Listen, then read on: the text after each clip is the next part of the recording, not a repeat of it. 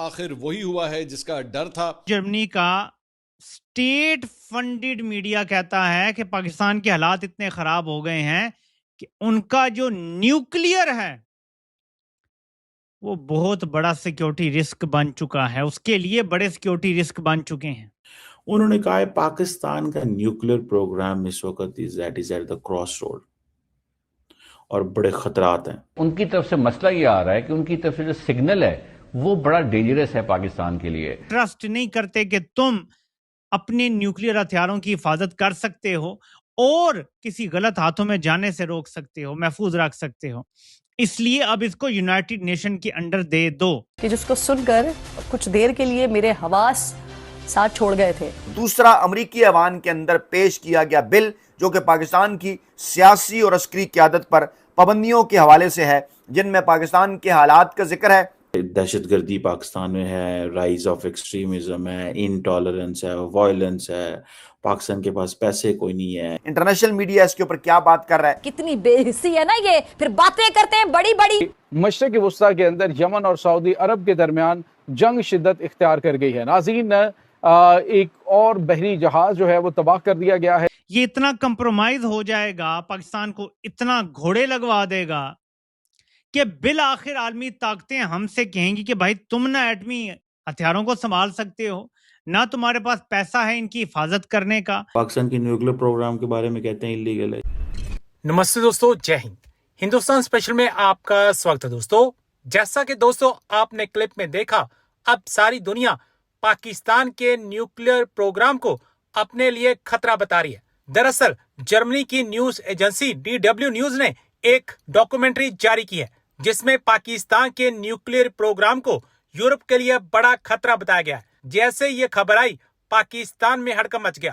Pakistan media چرچا کر رہا ہے کہ دیکھو، پوری دنیا اب پاکستان کے نیوکلیئر پروگرام کو خطرہ بتا رہی ہے۔ دوسری طرف بلوچ نیتا میر یار نے ایک بار پھر سے بھارت سے مدد مانگی ہے اور پاکستان سے آزادی کی بات کہی ہے۔ میر یار نے بھارت کو صدیوں پرانا پڑوسی اور دوست کہتے ہوئے کارگل وجے دیوس کی بدھائی بھی دی۔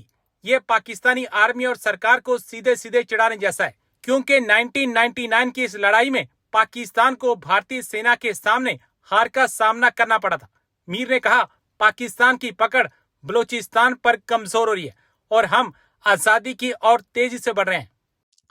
جرمنی کا چینل اور جریدہ DW ایک ڈاکیومنٹری کرتا ہے، یہ یوٹیوب پہ موجود ہے۔ یہ انہوں نے گزشتہ 24 گھنٹے میں پوسٹ کی ہے۔ اس کا عنوان ہے Pakistan nuclear power at a cross roads.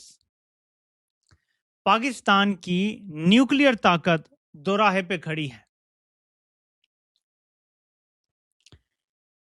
اس کو شیئر کیا ہے ظالم خلیل زاد نے، جو امریکہ کے افغانستان میں سفیر بھی تھے اور خطے کے سارے معاملات دیکھنے میں بھی بڑا کردار تھا۔ طالبان کے ساتھ جو مذاکرات وغیرہ ہوئے پچھلی رجیم میں، اس میں بھی بڑا اہم کردار ادا کیا تھا انہوں نے۔ یہ اس حوالے سے وارن کرتے ہیں، اور آپ کو میری ساری باتیں یاد آئیں گی جو میں کرتا ہوں۔ وہ لکھتے ہیں کہ جرمنی کے اسٹیٹ فنڈڈ، یہ جرمنی کا state funded international broadcasting network ہے DW، انہوں نے انگلش لینگویج میں ایک ڈاکیومنٹری ریلیز کی ہے جس کا ٹائٹل ہے Pakistan nuclear power at a cross roads. یہ ڈاکیومنٹری ریویو کرتی ہے بہت ہی گہرائی میں پاکستان کو جو مختلف چیلنجز کا سامنا ہے، پاکستان میں انتہا پسندی جو بڑھ رہی ہے، عدم برداشت بڑھ رہی ہے، تشدد بڑھ رہا ہے، پاکستان کی مالی حالت اس حال میں ہے کہ بہت پتلی ہے، پاکستان کی معیشت کسی صورت پرفارم نہیں کر رہی، اور پاکستان میں سیاسی پولرائزیشن ہے، عدم استحکام ہے۔ مزید وہ لکھتے ہیں کہ پاکستان کا سب سے پاپولر لیڈر جیل میں ہے، سب سے پاپولر پارٹی کو دبا دیا گیا ہے، اور ایک کمزور کرپٹ پولیٹیکل ایلیٹ اور فوج، انہوں نے سیاست پہ ایک مضبوط قبضہ کیا ہوا ہے۔ ڈاکومنٹری یہ نہیں بتاتی کہ پاکستان کے پاس ان مسائل سے نکلنے کا حل کیا ہے، بٹ ایک الارم ریز کرتی ہے اور وہ یہ کہتی ہے کہ یہ جو کنڈیشنز ہیں they can threaten the safety and security of its significant nuclear arsenal. DW Germany کا اسٹیٹ فنڈڈ میڈیا کہتا ہے کہ پاکستان کے حالات اتنے خراب ہو گئے ہیں کہ ان کا جو نیوکلیئر ہے وہ بہت بڑا سیکیورٹی رسک بن چکا ہے، اس کے لیے بڑے سیکیورٹی رسک بن چکے ہیں۔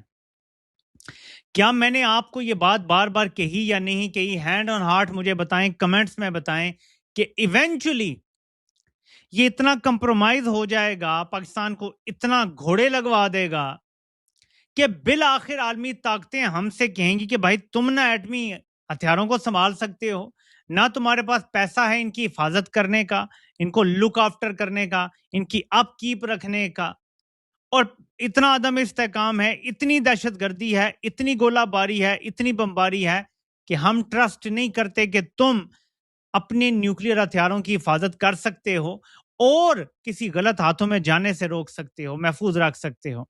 اس لیے اب اس کو یونائٹڈ نیشن کے انڈر دے دو۔ یہ اشارتاً باتیں ہیں لیکن بڑی گہری باتیں ہیں اور آپ کو بہت جلد سمجھ آ جائیں گی۔ یہ مت بھولیں کہ زلمے خلیل زاد کی عالمی اسٹیبلشمنٹ نے کسی ٹائم کیا حیثیت تھی۔ جب آپ نے ساری گیمز دیکھی ہوتی ہیں تو آپ زیادہ ویژن کے ساتھ سمجھ سکتے ہیں اس ڈاکیومنٹری کا کیا مطلب ہے، اس آرٹیکل کا کیا مطلب ہے اور کس نیریٹو کی طرف لے جایا جا رہا ہے۔ زلمے خلیل زاد جو کہ امریکہ کے special representative to the United Nation اور امریکہ کے سفیر رہے ہیں افغانستان اور عراق کے اندر، انہوں نے ایک ویڈیو شیئر کی کہ جناب ڈی ڈبلیو نے ایک پاکستان کے نیوکلیئر پروگرام پہ ایک ویڈیو بنائی ہے۔ ڈی ڈبلیو جو ہے وہ جرمنی کا ایک state funded international broadcasting company ہے، نیٹ ورک ہے۔ انہوں نے کہا ہے پاکستان کا نیوکلیئر پروگرام اس وقت از ایٹ دا کراس روڈ اور بڑے خطرات ہیں۔ دہشت گردی پاکستان میں ہے، رائز آف ایکسٹریمزم ہے، انٹالرنس ہے، وائلنس ہے، پاکستان کے پاس پیسے کوئی نہیں ہے، یہ کیا کرے گا ملک، اس کے اندر پولیٹیکل پولرائزیشن ہے، ٹھیک ہے جی، اور اس کا پولیٹیکل ایلیٹ جو ہے وہ کرپٹ ہے، ملٹری جو ہے وہ سیاست میں پھنسی ہوئی ہے، یہ وہ باتیں۔ بہرحال جو میں نے اس ساری سٹڈی کو دیکھا، مجھے یہ لگتا ہے کہ یہ ہر کچھ عرصے بعد ایک کیمپین چلتی ہے پاکستان کے نیوکلیئر پروگرام کے بارے میں، ہمیشہ۔